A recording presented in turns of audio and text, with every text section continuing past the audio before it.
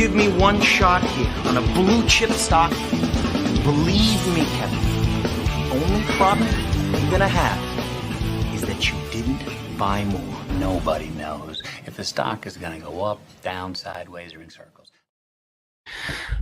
What's going on, NBA Draft fans? Your boys are back. The Wolves of Ball Street, your favorite draft analyst's favorite draft analyst. My name is Corey Tullivan, and I am here with my co-host, Albert Garbage Time. Albert, it has been a while. I'm happy to see you back on the mic. How are we feeling? What a day. Corey, what a day. What a month. What a start to the year. I do, and I know it's like sad to say, but it's sad to bring up, but I do want to mention like part of the reason why, I haven't been around, just because so much has been going on, both in life and in the world. Living here in Los Angeles, Southern California, everything that's been going on with the fires has been crazy. Even our company that I work for has been impacted by it. So just a lot of thoughts and love going out to all the families who lost their homes and, a lot of the terrible things that happened out here. But yeah, it's been an insane time. Obviously, Corey, also you and I both being new dads, I think we're both adjusting to like what it's like to be dads and what it's like to be good husbands and partners and all this stuff. There's a lot of stuff going on. And so, yeah, it's been a lot. But on top of that, also the basketball world has been insane. And so there's a part of me that kind of feels like I'm playing catch up right now, just coming off of everything that's happened in my own personal life. But, I texted you a couple of weeks ago and I was like, hey, I'm really excited to jump back in and to get back into scouting and to kind of get past all the other stuff going on in my life. And so this feels very cathartic in a way. Kind of feels like things are coming back to normal a little bit, and so I'm really excited to talk basketball. And we couldn't have picked a better time, coming off the trade deadline and everything going on. We really couldn't in college basketball. So I'm excited, Corey. Yeah, man. This has been a whirlwind of a day. I mean, like you said, a whirlwind of a few weeks. Then, like, I'm in my season. We just clinched a playoff spot in what was the most insane game I've ever been a part of. The crowd got removed from the game in the middle of the third quarter when we were on a run. It got stopped a second time the good news is we went on we gave up like 4 points in the second half. Like our defense just completely locked in. But I was nervous because it was one of those games where it was like, well, we have all this momentum and now all of a sudden the crowd has to leave and there's stoppage. It was like a second halftime. It was crazy, but that's not what, our listeners and viewers came here for, to hear about my high school basketball season. Although, watch out for Josh Hayes in a couple of years. We're here to talk about Johnny Davis being sent to Memphis. Is what we're here to talk about. Now, we're going to do some quick reactions to the NBA trade deadline. We're not going to run through. We know that that's not our bread and butter here, but obviously, like, you cannot have basketball discourse right now without talking about some of what happened in the league. Obviously, the big domino was Luka. I mean, you're in LA. What is the experience like in LA with people who you are speaking to on the ground level, and the reaction to that? Corey, I'm so excited about this question just because, as you mentioned, I live here in Los Angeles, and talking to people here, the most alarming thing about this whole situation is the reaction of Laker fans. Like, they are completely not moved by it at all. And what I mean by that is they're happy. They're very, very happy, but they're not surprised. And I think that's the thing that, like, Kurt Goldsberry talked about in his pod with Bill Simmons this week. I shouldn't just say Bill as if everyone knows who Bill is, but sure, maybe he has that cachet. But Kurt Goldsberry was like, the Lakers are like a team that was born on third base type of situation, right? Like, all the good things just seem to happen to the Lakers. And that is the exact vibe that I'm picking up from Laker fans. It's like, the franchise's timeline has just been essentially reset for the next 10 years. And the fan base, they're all like, yeah, this is cool. I mean, you never know with trades, things can go good, things can go bad. I don't know. Is there like super laid back, just not impressed at all reaction? And I think for me, that was like so alarming because, like, I'm freaking out here in Los Angeles and like talking to everyone that I can, like, dude, I can't believe this trade. What are the Mavericks thinking? And all the Laker fans are like, yeah, this is cool, dude. Like, this is great. And that's pretty much it. And so that's been the most alarming aspect of everything, Corey. They just kind of expected something crazy like this to happen. Yeah, I mean, I have some Lakers fans in my life too, because obviously it's a worldwide brand, and the first reaction was like, "Well, what's going to happen with our defense?" And I was like, "What?" Like, sure, like, sure, but like, it doesn't even matter for like this year. Like, you'll figure it out, and as we are seeing, it's easier to figure out the ancillary pieces than it is to figure out the Luka piece. And not to say that Anthony Davis is somebody who's easy to acquire. Obviously, Anthony Davis is an incredible basketball player and talent. When he was coming out of the drafts, right, he was, the next generational version of what big men were going to look like.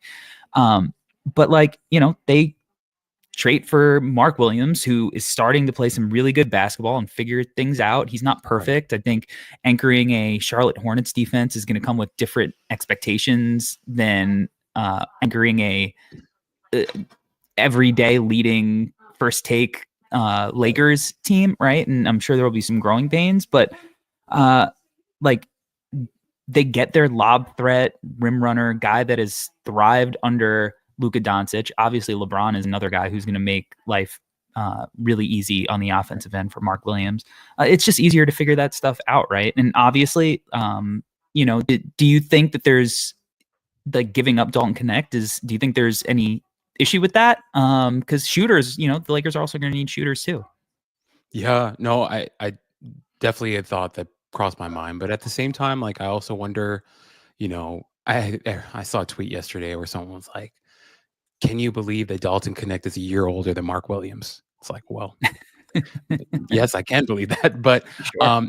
I also get it, right? Like I think also it could be a thing where maybe the Lakers saw this as a situation where maybe they're selling high on Dalton Connect, where he's had a good start to his rookie season, and maybe they had some concerns, about the defense and things like that. And for them, it's like, we'll go all in on, this gigantic lineup that we're going to have with Luka and LeBron and Vanderbilt and Williams and Reeves and all these guys. And we're, the shooting we'll just kind of figure out. And maybe, our supercomputer brains of LeBron and Luka will just figure things out. I don't know, but I do think it's a fair question that you're bringing up. But ultimately, I think for the Lakers, it's like, we need a center. And if we're not going to have AD, and Jackson Hayes is what Jackson Hayes is, right? So I think they were just like, we're going to have to prioritize a five. And, going to get a guy like Mark Williams does come with its risks, right? Like we know his injury history, and, it's one that could have been scary and might have turned other teams off. But I think for the Lakers, it's like, I think I see it two ways, Corey. I think they're seeing it as, we're going to try to win this year,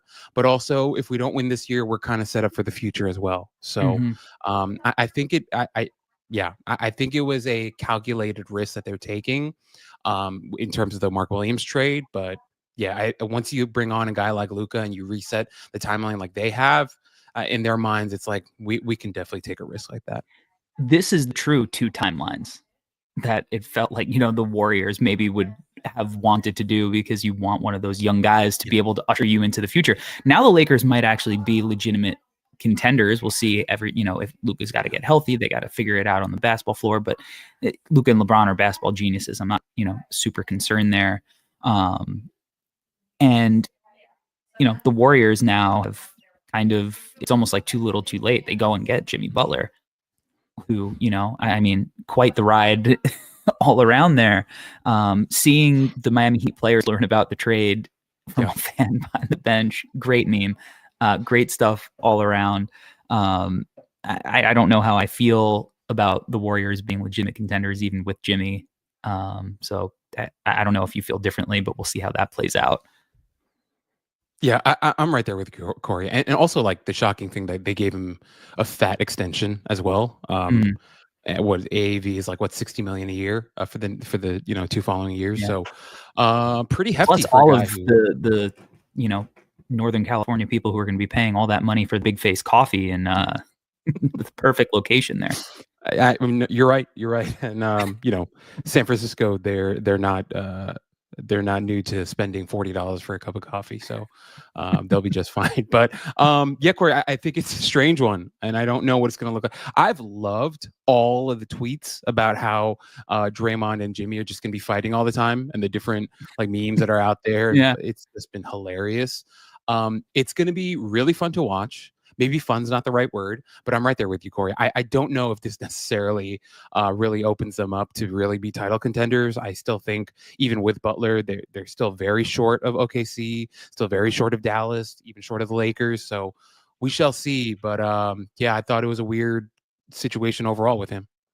Were there any other deals that kind of stood out in your mind that you thought like maybe moved the needle a little bit? Yeah, I think the biggest one that you and I talked about right before we started recording is the DeAndre Hunter one. And Yeah. like it makes a lot of sense. And like I thought that Cleveland, the move that they just made, that's a clear like we're going all in, take all your chips, throw them into the middle of the table. We're going absolutely all in. And it was smart, right? Like and like I think with DeAndre, with the career that he's had, I feel like I was listening to the Bill Simmons pod, uh, the trade deadline first part of his pod or whatever, and he had Rob Mahoney on. Rob Mahoney was saying how like he was worried about DeAndre Hunter not being much of a passer, and then Bill was like, "Well, Karis LeVert wasn't much of a passer either." And then Rob was like, "Yeah, well, you know, Karis has been better about his passing this year with the Cavaliers." And I think for me, I was thinking like, you know what? Why can't DeAndre Hunter do that as well? Like, I think he's fully capable of doing that, and you know, being a part of that team basketball that Kenny Atkinson has the Cavaliers playing, as it's kind of always been his thing, even when he was coach of the Nets. That very unselfish, move the ball, move the body type of basketball that they play, brand of basketball that they play in Cleveland. And I think adding a guy like DeAndre Hunter, who you're not going to be bringing in and going to him and be like, hey, we need you to be our number 2 guy. Like he's going to be a number 3, number 4 type of option on offense. And with his size and length and what he can offer as another guy, a bigger bodied guy who you can throw at, let's say they play the Celtics, right, in the Eastern Conference Finals, another guy to throw at Tatum, another guy to throw at Jaylen Brown. So I think it was a very forward-thinking move by the Cavs and a pretty good one because I didn't feel like they gave up that much. So really great value for them. He fits the team, and clearly they're taking steps towards, hey, we really want to battle for a title this year. Yeah, I love that move. I mean, it's almost like, you know, they probably are like, if he can give us like some of what Okoro, like we want out of Okoro, where like Right. he can just focus on defending. He's taller than Okoro, and he's averaging 19 points a game this year. Like he's a real threat as an outside shooter. It just gives them more depth at a really important spot, like you said, to deal with some of those teams who need wings. Cleveland is already, you know, you can make an argument they've been the best team in the league this year. But man, yeah, that was a really, really impressive move. And you know, I think it seemed like there was a little smoke there leading up to the deadline, but they got it across the finish line, and that doesn't always happen. So kudos to them. I like Bogdanovich to the Clippers.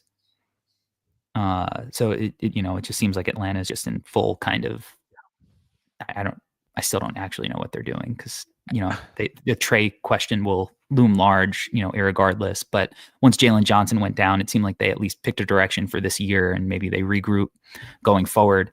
But I like that. And then sneaky move, you know, who fits Heat culture better than Davion Mitchell here?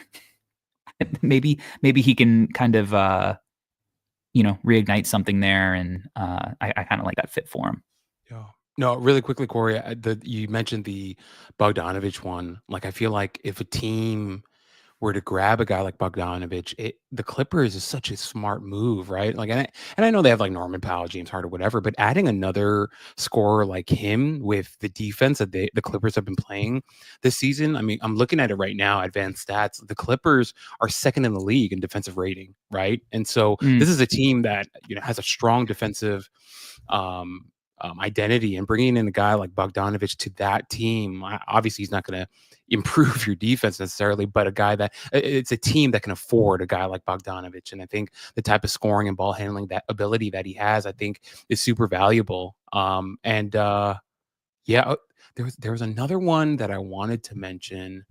Or actually, not necessarily a trade, but there's a lot of smoke about Ben Simmons getting bought out, and I think that's a really interesting one too, because I get it. Ben Simmons, extremely divisive figure, but I feel like if Ben Simmons ends up on the right team, I wonder if he could be an actual asset. Is where my brain is at, but yeah, I don't know. Yeah, Just I something mean, to Ben monitor. Simmons, obviously, he's not somebody that you want to rely on, but he's still a Right. talented basketball player if he's on the court. If he could be a bench guy or, some kind of like just weird hybrid point guard, power forward, center, like small ball center type guy, and you have shooting around him, like there's still paths for him to be, somebody who can make an impact. Yeah. All right. I think that's enough trade deadline talk for today. That's not what you come here for. You come to the show to break down prospects. And I think that, given some of the big performances lately, our first episode back in a while, we need to come in hot. And so we're going to be breaking down Cooper Flagg today and Johni Broome, two of the front runners for the National Player of the Year award. So I'm really excited to get back into the nitty gritty of this scouting thing that we do and go into like a classic episode here. I'm very excited to hear your opinion. Maybe not so much on Cooper, but on Johni Broome, who I think is kind of like the epitome of like the draft Twitter beef, iStat versus advanced stat teams. So I'm excited for this conversation. Yeah, no, me too, Corey. And I feel like, and we said it before too, but like we could do 2 hours on Cooper Flagg, and so I'm going to be more interested in how we kind of control ourselves and exercise some self control and not go crazy about Cooper. But I'm really excited about Johni too, because as I was doing my deep dive on him, I was reminded of the pod we did with Brandy last year, where she talked to us about Johni, and at the time, he wasn't as on the radar as he is now in terms of like national conversation. And, she was really high on him and she had a lot of great things to say about him. And so I'm excited to get into the nitty gritty, as you mentioned, but these are two very talented basketball players. And I feel like the best place to start after we've taken a bit of a break. 100%. Thank you to everybody who is tuning in live. Make sure that if you're on YouTube, you like and subscribe to the channel. Smash that like button as we get into it. Albert, who do you want to break down first? I like to have my veggies first, so we're gonna go. I like going Johni Broome first. Okay, sounds good. I'm with it. Johni Broome, 5th-year senior, big man out of Auburn, measured at 6'9", barefoot with a 7-foot wingspan. When I believe it was the G League Elite Camp a couple of years ago. 240 pounds via ESPN. He will be 22.9 years old on draft night. This year, he's averaging 18.2 points per game, 10.9 rebounds, 3.2 assists, and 1.4 turnovers, 0.9 steals, 2.8 blocks, shooting 52, 30, 64 splits, 56.4% true shooting percentage, 35 PER, 16.9 BPM. So he is having himself quite a year, I would say. Yeah, Corey, I love how you started out and how you talked about him before, just because if you just look at his advanced stats and like never watched him play basketball ever, you would be like, dude, is this the second coming of, I don't know, Bill Russell or something, like something insane? So yes, the advanced stats with him are very impressive. And I want to say the advanced stats with him have been impressive. Like last year was Very no impressive. joke either. And even when he was at Morehead State, some of his advanced numbers were like really shocking. So yeah, he's a productive player, to say the least. To say the least. I guess I don't even know where to start with him. I guess if you were starting with the positives, we could talk about his defense. I mean, he has a ton of positives, right? But I think his defense, he's anchoring number one, arguably the number one team in college basketball. Talk to me about his defense, because his measurements, when we look at his measurements, 6'9" barefoot, so he'll be 6'10", 6'10 and a half in shoes. 7-foot wingspan is one of the things that gets me. Like, he doesn't have as much length as you'd think. Where are you at with him as a defender? Yeah, Corey, I'm not gonna lie. I'm actually pretty shocked by the measurements, because after watching his tape, I thought he'd be like a 7'2", 7'3" guy in terms of his length, Yeah. his He uses his wingspan. length really well. Yeah, but the thing is, Corey, maybe there's a lesson for me to learn here in that although he's not that long, maybe he seems longer because his timing is so good. And Yes. that's something that really jumped off the screen for me watching him play defensively. Like, I want to start by saying, Corey, I don't actually think he's like a crazy good defender.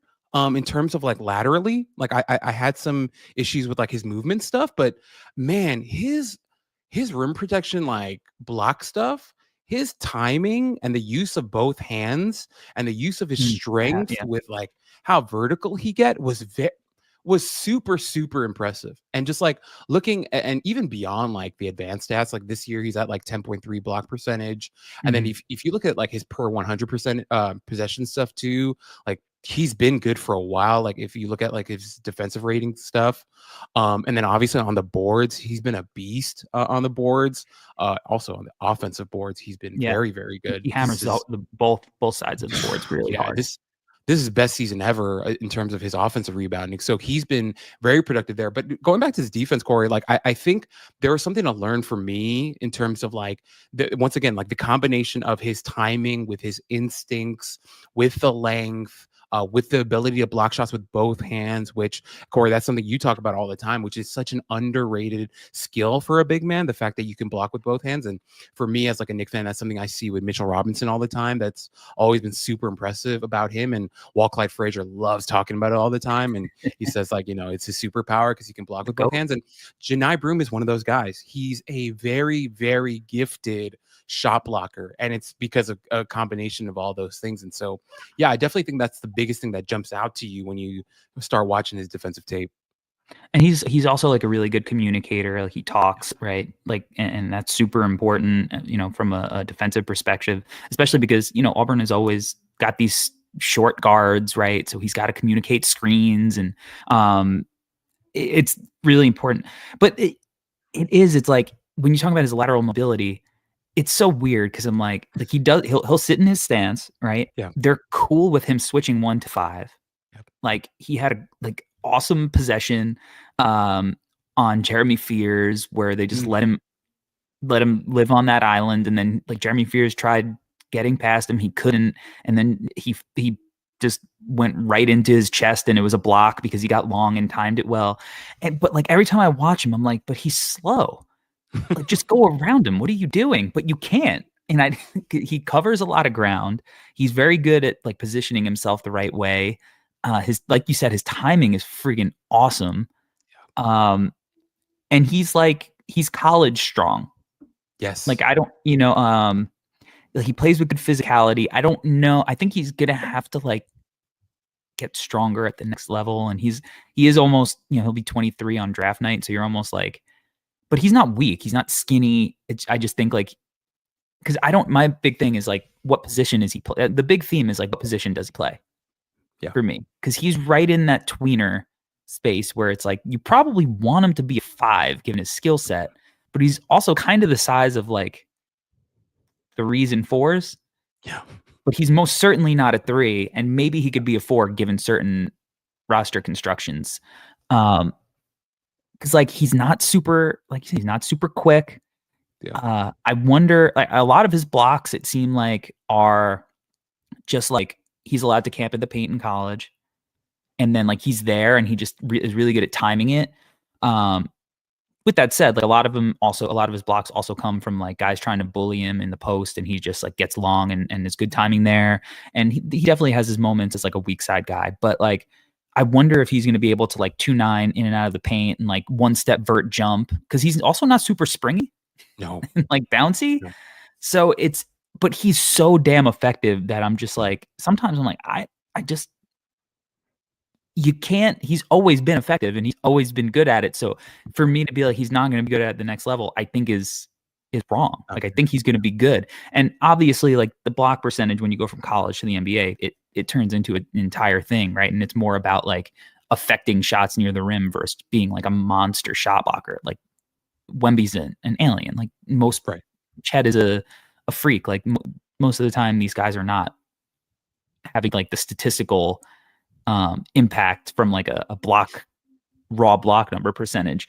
So I expect that to suffer, but like I don't know if he's going to be that much less effective because like he can switch on guys, he can play in a drop because he's got really good timing and instincts, and he's smart. So he just everything about his game confuses me. Corey, what you said before, I agree. I 100% agree. And that's why, like, when we get to the end where I talk about like where I ultimately land on him, I'm still very confused. But I do want to say, Corey, the point that you made about him being college strong, I do wonder if part of the reason why he's effective with his strength is also because he's a little heavier. I'm not saying he's like fat or anything, but he's like a dense guy, a denser guy. You look at his Thick legs and you got, yeah, big, strong, powerful legs. And I think that's a part of it as well. And overall, Corey, like, I think, man, I was thinking about like how he makes sense on the next level. It's funny that we had the same thought. And something that I wrote in my notes, I wrote like, I wrote like Timu, Jaren Jackson. And I was also thinking like, could he play? It's not a 1-for-1 comp. Don't come and kill me, guys. But like, what if he played similar role to what like AD did for the Lakers in the bubble when they had like Dwight Howard playing next to him, and he was able to kind of roam and kind of protect the rim a little bit and freelance a little bit. Like, I wonder if that'll be like the ultimate role for Johni on the next level, if he can end up on a team where they can provide that sort of context or that kind of situation for him. I think could be interesting because, as you mentioned, for him to play the 5 on the next level, I think we'll be asking way too much of him.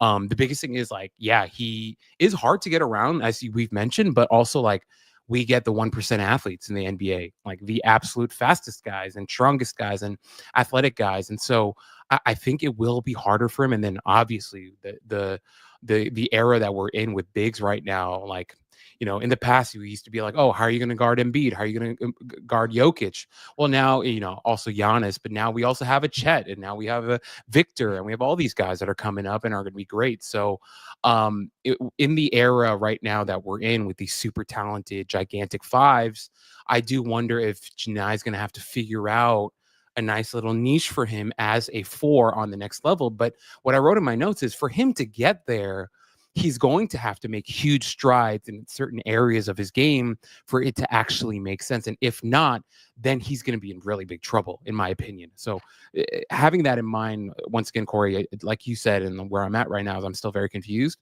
And but once again, like if these ancillary skill sets that we're going to get into later, especially on the offense side of the ball, if he can make some adjustments, I think there's a world he could play the 4. But as of right now, at this point, as we're speaking, I don't know if it's the cleanest transition to the 4 on the NBA level. Yeah, so I mean, you mentioned some names. So I guess I'll kind of give my prospect chemistry player comp guys too. I think there's is there a Julius Randle outcome?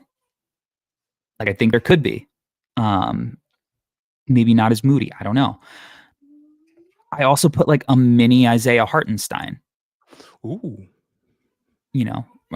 Hartenstein. We say Stein, I think. Yeah, I think so. He's huge. And Johni's not, but like I think stylistically, maybe something like that in that role, and with these weird bigs that we see of today, like maybe it does allow him to kind of like play more like a 5, but play alongside a taller, more mobile kind of guy that fits who he is. And then like I wonder, like, can he be like the modern Taj Gibson in role where like he's just so effective. Chicago Bulls fans were just clamoring for Taj to start over Carlos Boozer, and like because all of the numbers said that that's what should happen, and like it was like it just never really happened. But Taj has been playing for 1,000 years now, and he kept finding ways to be really impactful, and it's just like I could see that version too. Like I could see all these different outcomes. And then I guess maybe with the Randall outcome where Dirty Dancer says, I hear Julius Randle name every 3 episodes on this network. I don't know. Maybe we love Julius Randle. I don't know. I'm from New York. Metcalf likes the Wolves. He's probably complaining about him. But like, okay. And we haven't touched his offense yet. All right. But I keep asking myself this question because he's nothing like this player. They play completely different positions. Okay. But he's been so effective for multiple years now. And at this point in like playing excellent competition where it's like, are we treating Johni Broome like we treated Jalen Brunson, letting him fall to the second round because there are so many questions about how it was going to translate because of what they kind of looked like. But in hindsight with Jalen, it's if you go and look at what he did as a winner, what he did statistically, it's like, of course he should have been one of the top picks in that draft. But like sometimes we make excuses as to why a prospect shouldn't go higher than they go. And like, is that Johni Broome? Like, not to say he's going to be an all-NBA player. I think there are too many big guys that are just going to have that locked down for the foreseeable future. But like, all I'm saying is like, can Johni Broome be like the Mavericks version of Brunson, where it was like, he's definitely going to be like a big part of a team and he could be one of your best players, maybe not your best player, but like still be really effective in a lot of ways and be impactful as like maybe a second, third starter somehow. I don't know. Again, we have to go into the offense. I just don't want to take that off the table for him because he really has just been so impactful. And you have to take into account too, this is his 5th year. He should be dominating, right? But he was great last year too. And he's been really good at all these levels. So I don't want to take it completely off the table. Yeah, and Corey, your last point that you made, I think, is a really important one, where you were like, "Hey, he's in his 5th year; he should be doing it." And yet, Corey, we have guys who are in their 5th years, and they're not doing it. And so, I think it's really important that you brought that up because we should give him the credit that he deserves. He's playing at an extremely high level. He's spearheading and leading the best team in the country right now, in terms of ranking, and he's having, like, statistically, or even eye test, he's having a stellar season. And so sometimes, we can kind of take things for granted to be like, oh, well, he's just doing what he's supposed to be doing. And we can kind of like, not give them full credit for it. But I really love what you said because, hey, he's supposed to be doing it and he's absolutely doing it. And he deserves all the credit in the world. And he's also like, improved in a lot of different places too. And we're about to get into his offense and I have a lot to say on that end too. But just once again, defensively, before we, leave this part, like the blocks are all there, but like the amount of work that he's doing on the boards, I think sometimes that is something we take for granted with bigs, where we just assume because they're gigantic that, yeah, they're big, they should be getting all the boards. And sometimes we have bigs that are gigantic and absolutely do not get the rebounds and are bad rebounders. And Johni works really hard on the boards on both ends of the floor. And I want to give him the credit for that. And as that's a huge part of his game, and he continues to be excellent at it. 100%. All right, let's take a quick break and then we will hit on Johni Broome's offense.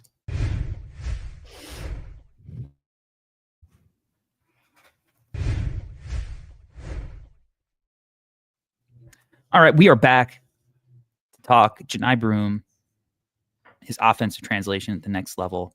Let's start with the good stuff. Johni Broome is finishing 68% of his half-court shots at the rim this year. I think that's pretty good. He is as consistent in 18 points in college basketball as you can really get right now. He makes plays. We'll break that down more in depth, but there's a lot of confusing stuff within that.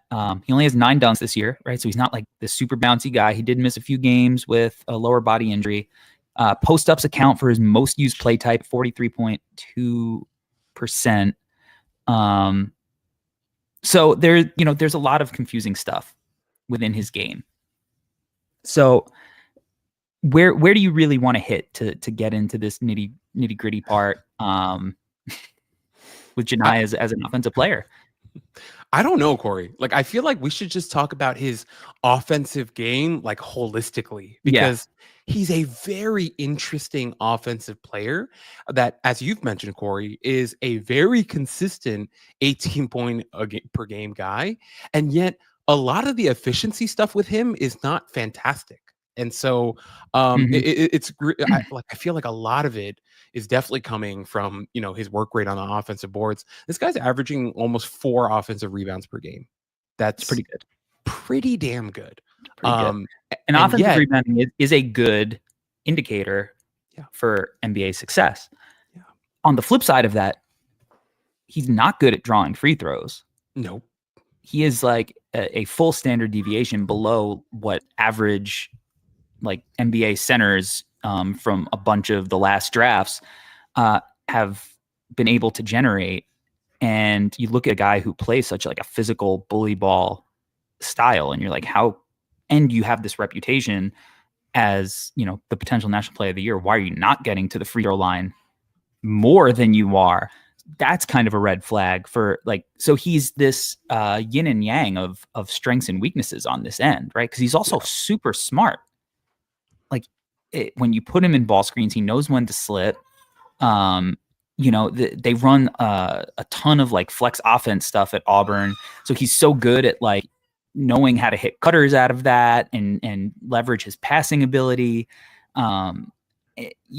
He's a more willing shooter as he's gotten older. He's got good touch on these push shots and little floaters in the in-between, right? He's not a very creative ball handler. He tends to try to go through people much in a way that I think a Julius Randle kind of did. And I wish that his length was a little bit better to ease some of the offensive concerns more than the defensive in that respect. It's like an outdated game that has some modernality to it, but like the modernality that he's willing to try isn't necessarily effective because like the shooting's bad. Like he's 30% from 3 on like only 2.5 attempts a game. His career 31.7%. His career 61% free throw shooter. He's shooting 64% this year. The shot looks ugly, but then like he'll knock down like a little face up jab step back from 3. Like he's like willing to get better and experiment. He's showing some really good vision on like when guys double him out of the post and he flings like cross court hook passes. I'm not sure he garners that same respect at the next level, but it's perplexing, his offensive game. Corey, something that I wrote in my notes that I think is really important. He's not afraid to try the things that he's not good at, which I think is a good thing, right? Like we've talked about in the past, like there are guys who need to work on their shooting, but part of their problem is that they don't take enough shots in the game. Well, Johni is not that guy. Like I like that he tries stuff and he's willing to fail. And I think he seems to be very aware of his weaknesses. Some other notes that I wrote about him on offense, like a lot of confidence in his jumper, but damn, he's got a lot of work to do. I think in the post, something that was funny for me watching him was like, there's not a lot of nuance to his game in the post because I don't think he has very good footwork. And yet, like, I like the fact that he can finish over either shoulder and either hand.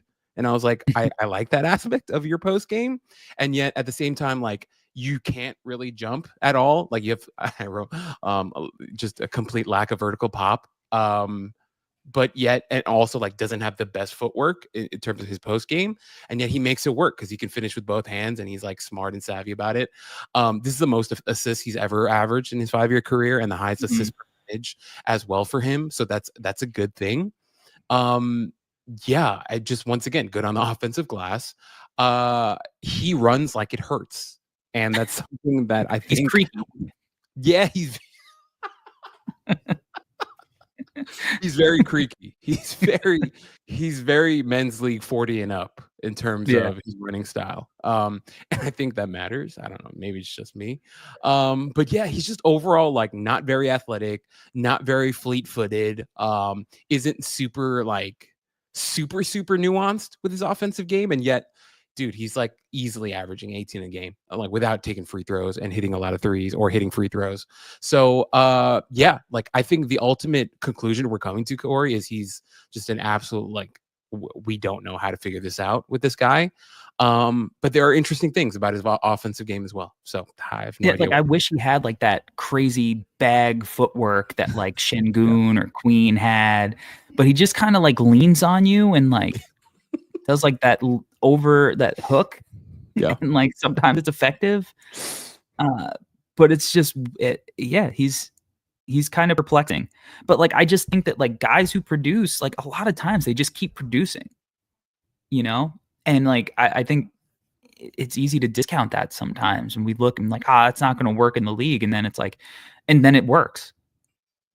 And that's what makes him such a hard evaluation, because there is so much to like, but he's, you know, there are these two sides of the coin where I can totally see it not working, but I can totally see him being really, really good and like a no-brainer starter for like 10 years. Like I could see both sides of the coin. Maybe not with his creakiness. Maybe he's got to do some yoga or something. But he's a fun evaluation for that reason. And you know, I think it's going to be one of those things where like you see a smart team where all of a sudden it's like, oh, Oklahoma City drafted him.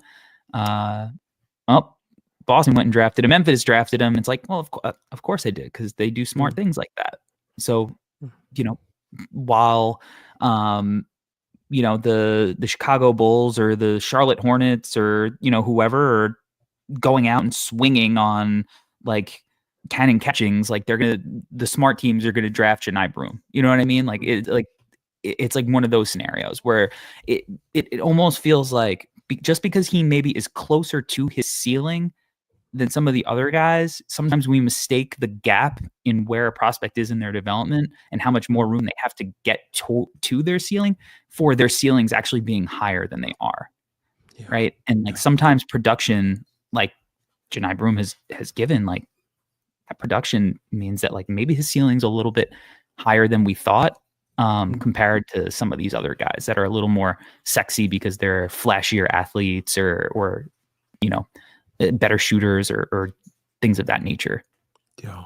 And Corey, I was thinking when you mentioned Boston before, like what if Boston grabbed him and they were like, hey, maybe you could become late career Al Horford. Like, I know you're only 23, but like, imagine, you know, you're like, you know, late 30s Al Horford type of situation where maybe he could hit some threes to protect the rim a little bit and just be a good, you know, reliable big off the bench for them. Who knows? But yeah, overall, just really weird player. I think I came away liking him, not loving him, and ultimately being totally okay if he went like super late first or early second, something like that. I'd be totally fine with any of those options. I think that's a completely realistic outcome. I think I'm gonna end up moving him up as we continue to get into like conference play, tournament play, and I just go, I get it. These guys definitely have more potential. But if I was a team, would I really choose that guy over this guy? You know, so we'll see. We'll see where I end up on him. I'm still confused. I'm not making any declarative statements on that right now. He's, you know, I'm in that same range for you, but it feels, part of it feels wrong to me, to be honest, because the level of production is impressive, and it's been a multi-year thing. It's not like he's coming out of nowhere with it. So, all right, that is actually, we have to do our sell me this pen. It's been so long. We're a little rusty here. All right, Albert, it's time. Mr. Ray is late, but he has finally arrived in the chat. So, Mr. Ray, Albert is here. It's time. Sell me this pen on Johni Broome. This is a special shout out for Mr. Ray and Dirty Dancer for always being here with us. We love you guys. Really appreciate you guys being with us every time we record. But Johni Broome. Okay, so if you're into a 6'10" tweener guy, a guy that you might be able to develop into a 4 on the next level, a guy who has, you know, supreme confidence in his offensive game, but needs some fine tuning, and a guy who loves defending the rim and is a savvy defender with great timing and anticipation and length and ambidexterity. If you're into a guy like that, I think you should be looking and grab Johni Broome, because he could be extremely productive on both ends of the floor. It's just a matter of how you're going to kind of cultivate that within your system and making sure that you have a good context and surrounding for him to be successful. But there are strong foundational skills that he has on both ends of the floor that I think make him worthwhile of you spending a selection on him. So that's Johni Broome, and I think he can be a productive NBA player one day. I love it. Yeah, shout out everybody in the chat. Yeah, shout out Riley. Shout out Raheem. Shout out to Keenan. Norin Rad, D Stevens, T Dot, Romaine, everybody who's in there right now. We appreciate everybody watching and chopping it up with us for as long as you do, week by week, month by month, year by year, even when, we have kids and we have an inconsistent schedule like this. All right, Al, we're going to take one more break, and then we're going to break down Duke's Cooper Flagg.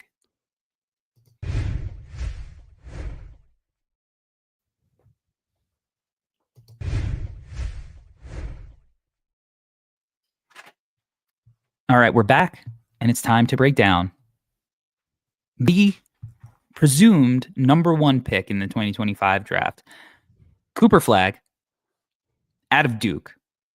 Touted by most as a generational prospect, most certainly the most decorated athlete out of Maine since Julie the Cat Gaffney represented the USA in Mighty Ducks 2. Listed at 6'9", 205 per Duke's website. From Newport, 18 and a half years old on draft night, averaging 19 and a half points, 7.8 rebounds, 4.1 assists to 2.6 turnovers, 1.5 steals, 1.3 blocks, shooting splits of 49, 35, 80, 59.4 true shooting, 28.8 PER, 15.4 BPM, and is just out here busting everybody up and starting to feel himself. Also made an awesome decision signing with New Balance, in my opinion.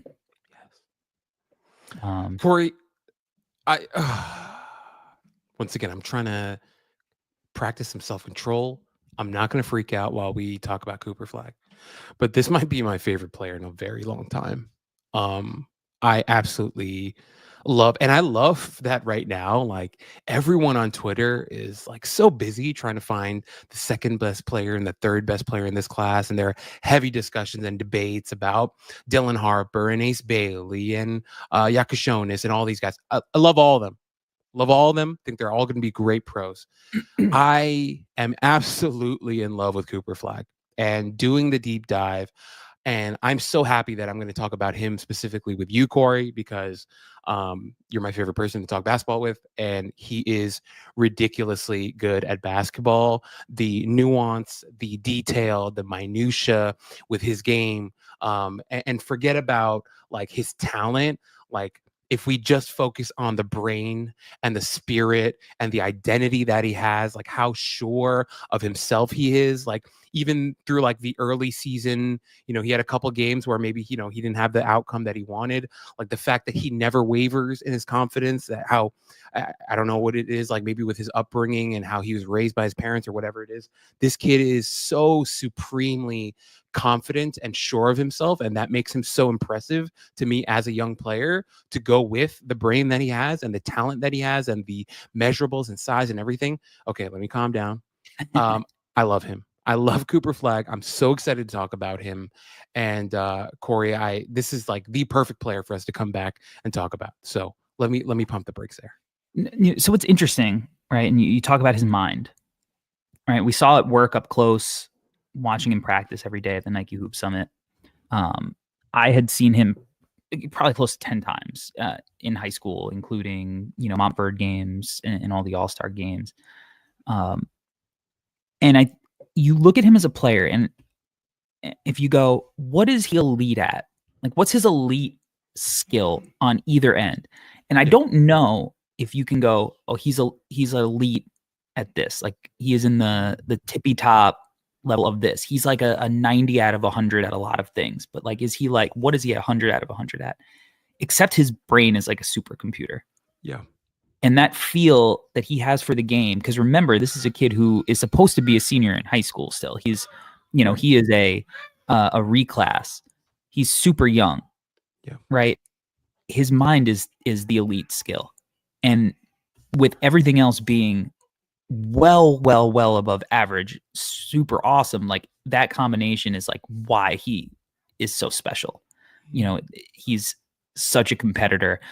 He gets it at all times. And I think because he thinks the game so well, it allows him to be confident in all of these moments. It allows him to be confident when he's shooting 25% from 3 to open the season, right? Like he knows, he trusts the process because he understands the process, right? Like I think he made slight adjustments to his form from high school to college, um, eh, to make it a little more fluid, one motiony, and like he understands that like you can't just be awesome at it right away.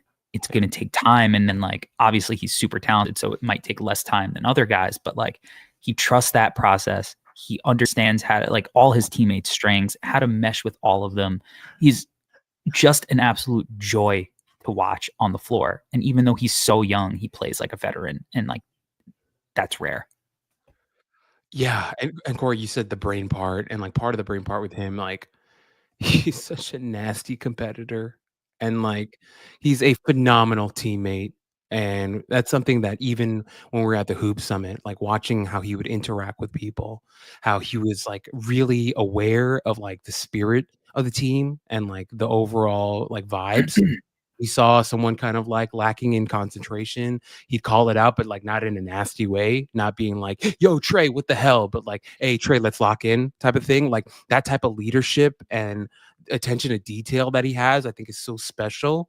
And yeah, the brain part of him, like he's such a smart basketball player. And as Mr. Ray said in our comments, like he's literally improving game to game and he's picking up something every single game. Like by the end of every single game, he leaves and walks off the floor a better player. And that's what's scary. Like he's such a sponge, and you can feel him getting better as he plays more and more at this level of competition.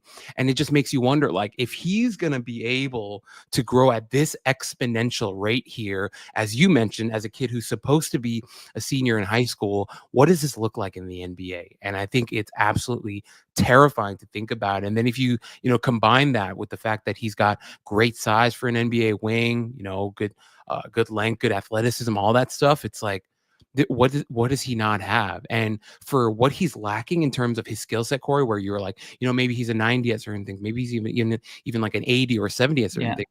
His brain plus competitive spirit and his ability to learn and adjust gives me full confidence that something might be at a 65, 70 right now, might be at a 90 in 2-3 years, at a 95 in 2-3 years. And so, yeah, Corey, he's a very special mind and a very special talent. So you combine all that, and it's like, how could you not be excited? Yeah, I mean, and like he is effectively Duke's like best playmaker. Yeah. Like they don't have like a true point guard on that team. As much as I'm sure some people want Tyrese Proctor to be, he just loves looking off mismatches and dribbling right into the help before he takes a fadeaway jumper. No one loves that more than him. So like you have to rely on a guy like Cooper to be the guy who is making the plays for his teammates. And like that's even something that with that load on his shoulders, like he's willing to bear and excel at, and be a kid who's so young and still has, a positive assist to turnover ratio, not just a good one, but like a really good one. He's not like, as a playmaker, and he's not a Luka Doncic, type passer where he's like shifting the defense and manipulating them by taking a dribble to the right so it pulls over the help and then he's slinging the weak side pass. But he is like able to see the whole floor. He can make reads out of the pick and roll, and like it wouldn't shock me if he does get to that point at some point in his career. Maybe not Luka level. Obviously, that's like an all-time processor, but like as a effectively like point forward for a team who can run some heliocentric stuff but doesn't need to, like I think he gets there at some point. Corey, I just want to read this off. His last 5 games, okay? 2 assists against Syracuse, 7 against North Carolina, 3 in NC State, 6 against Wake Forest, 4 against Boston College. You'll read that and be like, oh, like that's nice. Nothing like crazy. But if you actually watch the game, like even the game last night against Syracuse, the type of processing that he was doing in real time. And I love that Jay Williams was on the call yesterday and he was calling it out, himself being a lead guard in the past before his injury and everything. Like Jay Mhm. Williams is like, dude, like Cooper's like reading this, and he's reading it so well. Like he sees Eddie Lampkin in a deep drop, and he's making all the right reads, and he's finding Malawach at the perfect time. He's pulling up for easy 3-point jumpers or 20-foot mid range. Like he was just reading things so beautifully, and that game was like such a blowout. And like some people will look at that result and be like, oh yeah, Duke blew out Syracuse. Like what can we really learn? But if you were to really watch that game and watch how Cooper was processing, especially early on in the game, right? He was reading what the defense was giving him. He was making adjustments. He was, switching things up with the timing and all that stuff. I was like, wow, like in a game that some people might just throw away because they won by 1,000,000 points, there's something you could really learn and notice here with Cooper, and that this guy is so smart and he cares about the details, and he's so like the minutia of what's in front of him. He's able to read that so well. And I was like, I don't care about the score. I love what I'm watching on the screen right now. And I know that Eddie Lampkin is not an NBA level defender, but still the fact that he's reacting so quickly, making it seemingly every right decision. I was like, this guy's an absolute star. And an 11.5 rebound, 2 assist line will not shock anyone. But if you go back and watch that game and see what he was actually doing, you'll see why his stat line was so little, because they were up by 1,000,000 and the game was effectively over pretty early on. And a lot of that was because of Cooper Flagg. And so just wanted to throw that in there, Corey. No, that's, I mean, look, you could turn on any of the games and see his impact and all the little crafty stuff that he does, right? Like I honestly am surprised that Cooper is scoring as much as he has this year. Like, because not to say that I'm surprised that he's capable of it. I'm just surprised that at the college level, he's like, yeah, I'm just going to be a 20-point per game scorer this year. Because he's, he wasn't even playing that, like, he doesn't operate that way on the court. Like, he's going to make the right play. That's how he was in the past in high school. I think like maybe when he was playing like the 16U EYBL, when he wasn't playing up and for Maine, and he was just like absolutely dominating his age group, he maybe had a little bit of that, like, I'm the absolute dude kind of scoring mentality. But otherwise, like, he's the ultimate team player. I love how quick he makes a decision, just that 0.5. I love the way that, like, he uses his height to see over the top and make those decisions and not panic. I love how he uses ball fakes to make guys flinch before he hits guys in their spots. I love the way he plays. And the playmaking, 26.4% assist percentage, just 14% turnover as a very young 18-year-old. You could say that the ACC is down this year or whatever, but like, he's stepping into a real conference. His non-conference schedule was real. Like, he's doing this. He's getting better game by game, for sure. Like, he absolutely positively rocks. And then we get to the offense that keeps elevating. And like I said, with, now as we break down his shooting, like, he was shooting like 25% from 3 early on in the year. He's up to around 35%. He's been at over 45% in 12 conference games. He was 39% his senior year at Montverde. So like, it's not shocking that he's like starting to figure that stuff out. I mean, Cooper with a J is trouble. It's trouble, right? Like, and it's kind of a question. It maybe is still not even a guarantee that he's not going to be some lights out shooter, but like, high repeatable release, strong balance base, shoots off a 1-2 or a hop on on the catch, gets really good elevation when he's shooting it off the bounce and guys get in his space. He draws fouls that way. His shot is unblockable because of the elevation he gets off the bounce. He has the midi. He loves the midi, which I love, because that's the star shot that he gets to. And he uses it as a counter to spin off guys when he can't beat them off the bounce. Because he doesn't have that A+ athleticism that Amen Thompson has, like, where he's just going to blow by you, right?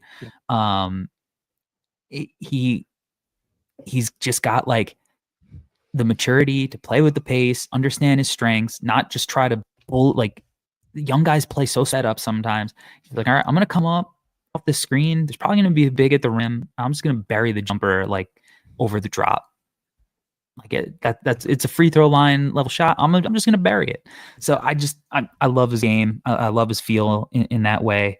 He's got a little push shot right? Like, either in the post or as like a counter for the midi when he's a little bit closer. He rocks, man. He really, really rocks. And maybe it looked a little dicey because people crowned him so much at the beginning, but like that adversity to stick with it and like now be this version in the same season as things, arguably get harder. It's just awesome to watch. Corey, a couple things off of what you just said. First off, him not being sped up. It's I feel like all three of the freshmen have really improved at that. Yes. Con Kneppel, dude, he looks like he's, I don't know, John Stockton out there, just absolutely playing to his own pace. No one is speeding up Con Kneppel. Like, he looks like the most confident human being on the planet when he's playing basketball. Even watching Malawach the last 5 games, I've been really impressed by him. He seems way more sure of himself. He seems way more comfortable on the floor. The way that he's moving, reacting, coming off screens, all that stuff looks so much better. So I wanted to shout out all their freshmen about that. Those 3 freshmen. I'm believing with Malawach too. I'm Okay. really in. Something I wanted to, I pulled up Cooper's game log, right? And I was looking after, so they've played 22 games. After the Incarnate Word game, which was one of the games where, they're playing like whoever the fuck, right? We always talk about, right? Yeah. So in his last 12 games overall, so we're talking about December 17th through today. Okay. He's taking just under 4 3-pointers per game. He's at 45.7%, Corey. Yeah. So that leap you're talking about, the adjustments that he's made, it's right there. Free throw shooting, right? He's at 7.7 per game at 85%. He's averaging 7 rebounds, 4.6 assists, 1.4 steals, 1.2 blocks at 22.6 points per game. And he's only averaging 1.9 fouls per game. And like my thing with Cooper, once again, Corey, is like, there's that growth that you want to see. Right after that early season where, you're playing weird teams and, schedule's kind of all over the place. Now we get into the conference games and we go, okay, let's see, where he's at. This is kind of like the mid-year assessment type of situation. And he is absolutely flying high right now. These stats that I'm looking at for his last 12 games, this is beautiful.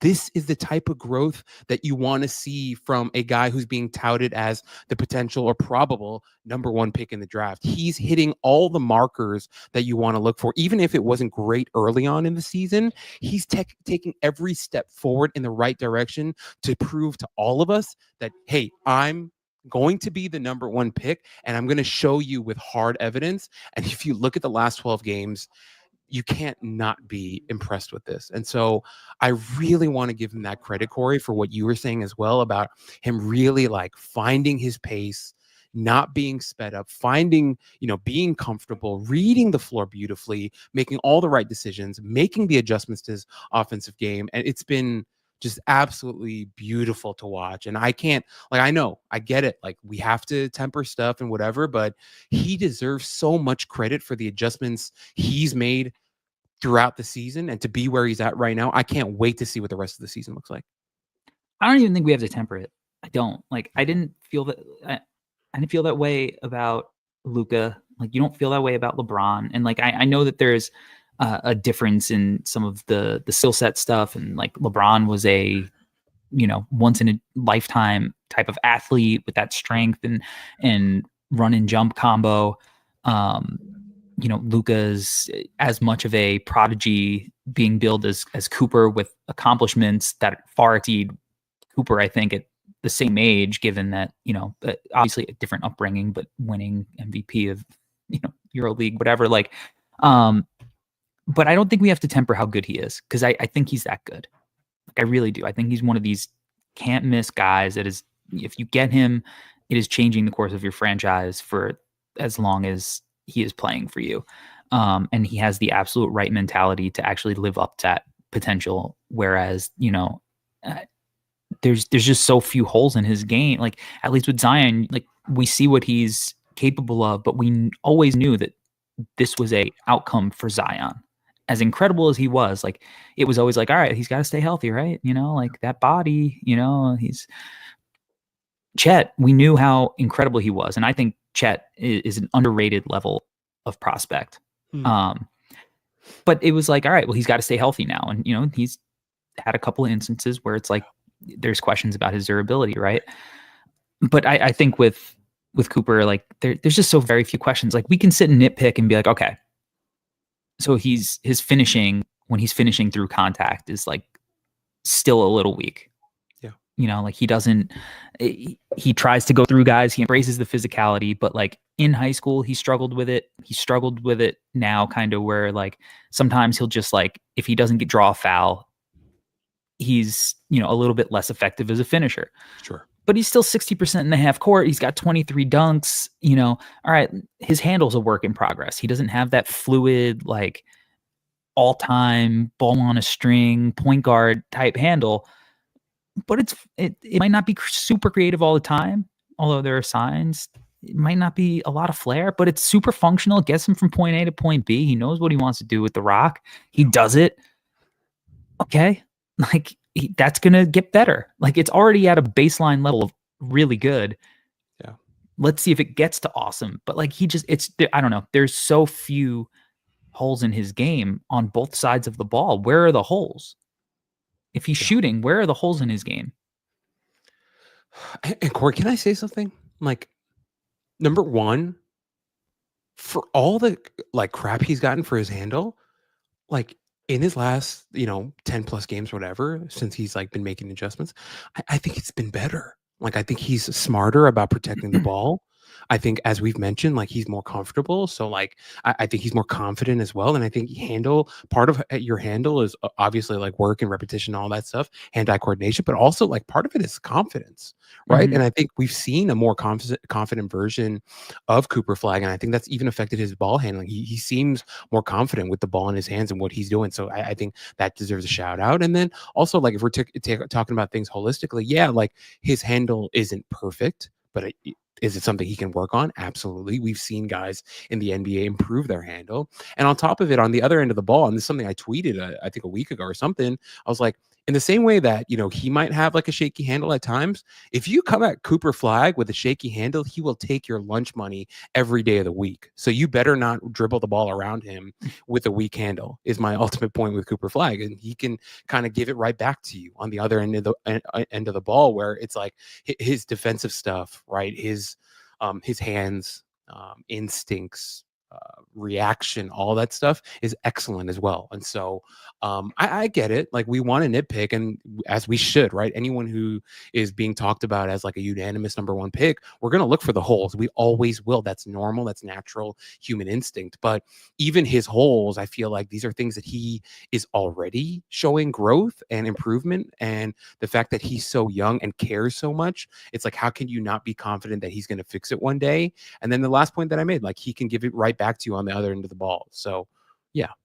Yeah, and like he's gonna get stronger, right? He's Right. probably gonna get quicker and more agile as he's I don't know. There are very few flaws. Like you said, his hands are insane defensively. He's got great instincts as a weak side shot blocker. He high points balls really effectively. I remember seeing him. I believe he blocked Marez Johnson in the Jordan Classic game right in front of me, where it was just like his extension, his timing, all of that was so impressive to see in person. I saw him lock down VJ Edgecombe in high school. Like, they were like, we're going to put Cooper Flagg on him, and like, good luck. And it worked. Like, he's able to stick with guys on the perimeter. Like, I don't think he's going to be this 1 through 5 defender, like this generational defender, just because, like, I don't know. What do you think? Do you think he's 6'9"? Like, I don't, maybe not. Who's to say? But like,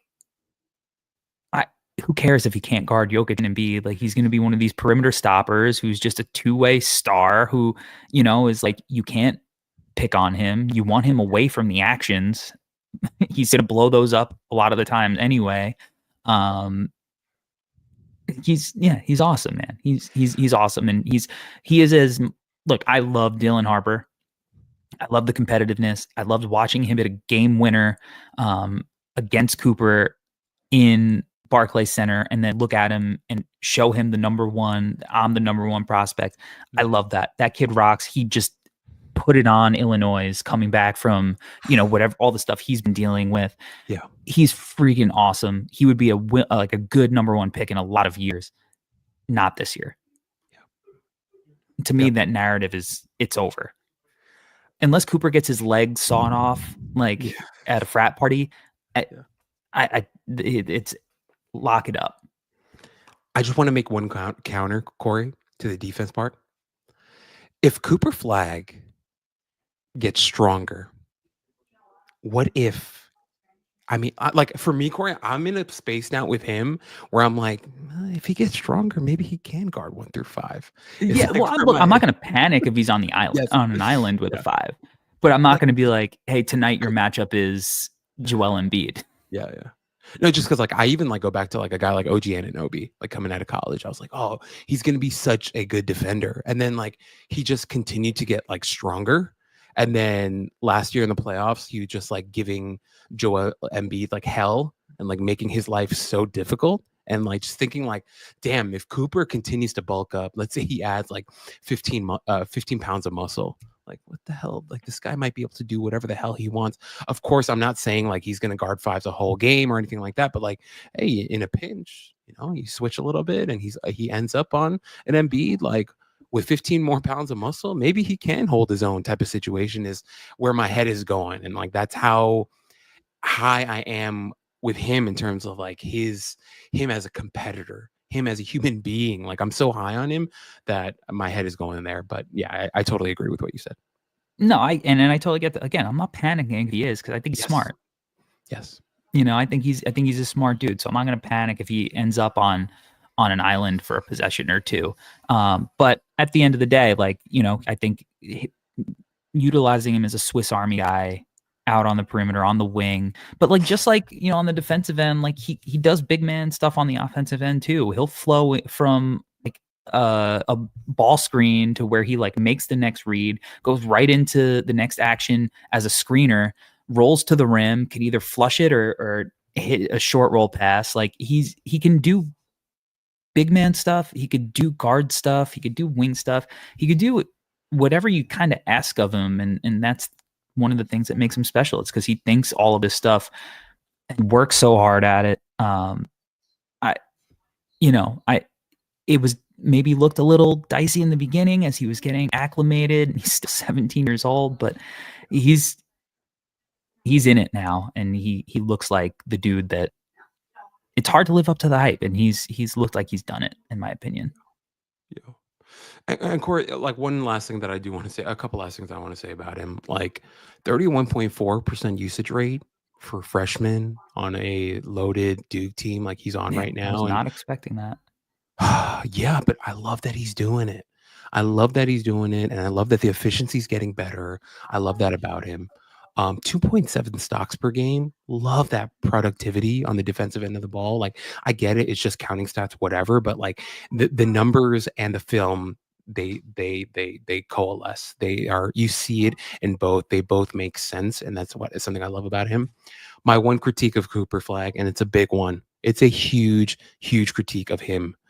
I think he's got to figure out the hair, man. Like, I think it's at an awkward length right now where once he starts sweating, it looks like matted and weird. I think he's either got to cut it like shorter or like grow it out. I don't know. He's got to figure something out. It's at a weird length right now. The kids like that, like textured fringe, floppy thing. I hope he figured it. JJ Redick's like the last white dude who had like a good haircut in the NBA. Who like was like went to a barber, is like, just hit me with like a clean fade, Cooper could use some of that. It's just right now, like once he gets to like late second half and he's like really sweaty, it looks bad. So for the aura points, kids, I know you're listening out there. He's got to do something about the hair, is what I would say. He doesn't have enough curl in it, to like Yakachonis got a little bit of curl. Yeah. So you know what I mean? Maybe Cooper needs some like a perm or something to. Great takeaway from our pod today is that Cooper Flagg needs a perm. All right. With that said, Albert, it's time. Sell me this pen on the presumed number 1 draft pick in the 2025 NBA draft, Cooper Flagg out of Duke. When we're talking about NBA prospects, we can talk about skill, we can talk about talent, we can talk about athleticism. One of the most underrated aspects of a basketball player that NBA teams and front offices, I believe, value is character competitive level, like, buy-in, care, attention to detail, that type of stuff can sometimes be kind of looked over. And I think the reason why Cooper Flagg should be the clear-cut number one choice in the 2025 NBA draft is because he cares about all the right things. He's an absolute freak when it comes to detail. He's a ferocious leader, a guy who is always working on his game. Throughout his freshman season, he's shown incredible growth, even throughout the season, within one season. And he knows how to adjust. He knows how to think the game right. He knows how to be a great teammate, as I mentioned before. He's just kind of the whole package that you're looking for. And once again, maybe he's not the most athletic player you'll ever see. Maybe he's not the most skilled player you'll ever see. But because he cares so much and is such a ferocious competitor, we know that one day he will overcome any obstacles in his way. He will be able to compensate for any of the holes in his games, and he will turn them into strengths because of the person that he is. Cooper Flagg should be the number one pick in the 2025 draft class because he's not only the best basketball player, but he might have the best mentality we've seen from a player in a very long time. I am buying Cooper Flagg as the number one pick, Albert. I know that's hard to believe. You did a great job. You sold me on him as the number one pick. All right. Thank you, everybody who tuned in live and is still rocking with us. We appreciate all your support as always. If you haven't yet, man, subscribe to the YouTube channel. If you're listening to this on the podcast feed, make sure that you rate, review, and share, comment, all that good stuff. That helps the show out for sure. I'm excited to be back. Albert chopping it up, talking hoops. We are going to be doing this a lot more often leading up to the draft. So appreciate everybody rocking with us. Appreciate the No Ceilings team holding it down week by week. And I'm excited, man. So tell the people where they can find you and if you got anything else going on. Yeah, you can find me at Alberto Gim, ALBERTOE Gim. On X. You can find me at GTG NBA on Instagram. And just want to give a special shout out once again to everyone here in Southern California and Los Angeles. Our love and our thoughts and our energy and all that is going out to the families who've been affected by it. And as you know, this is going to be a long recovery process here in Los Angeles. Like, it's going to take a very long time for things to come back to where they used to be, especially in the Pacific Palisades. But our thoughts are with everybody. And if you're listening right now and you've been affected by it, our heart goes out to you, and we wish you the best. And it's great to be back. And basketball is important, and all this stuff is great. But health and our families and all that stuff is the most important thing ever. And so I love being back with Corey, and I love that we're also in the same life stage. So this is hilarious for us when we're texting about things off air. But we're really excited to give you guys the best content possible. I'm really excited to talk basketball once again. And so keep rocking with us. Absolutely. You can find me at Corey Tulaba. Make sure you subscribe, follow at No Ceilings NBA, NoCeilingsNBA.com, NBA draft content 5 days a week, sometimes more than one times a day. We got you covered as we lead up to this awesome draft class that we have. We're going to be covering a ton of awesome prospects on the way there. So lock in. Until next time, though, we are out. Appreciate you rocking with us. Peace.